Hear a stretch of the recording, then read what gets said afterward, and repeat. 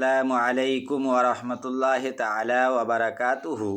আল্লাহ তাআলা কোরআন পাকের মধ্যে বললেন, ইন্নাল্লাযীনা কাফারু বিআয়াতিল্লাহি লাহুম আযাবুন শাদীদ। বাংলা মানে এটাই যে নিশ্চয়ই আল্লাহর আয়াতের ইনকার করনেওয়ালা বড় কষ্টর মধ্যে থাকবে। তা আমরা বুঝতে পারলাম যে কোরআনের মধ্যে 114টি সূরা রয়েছে, তার মধ্যে বাক্য হরফ কেউ যদি একটাও ইনকার করে থাকে তাহলে আল্লাহ তাআলা তাকে কঠিন কঠিন সাজা দিবে। তাই আমাদের কাউকে কোরআনের এক একটা হরফ কেউ ইনকার করিয়েন না, জুমলাকে ইনকার করিয়েন না এবং বলেন না কি এই জুমলার জায়গা অন্য কিছু থাকে, এরকম শব্দ ব্যবহার করা যাবে না।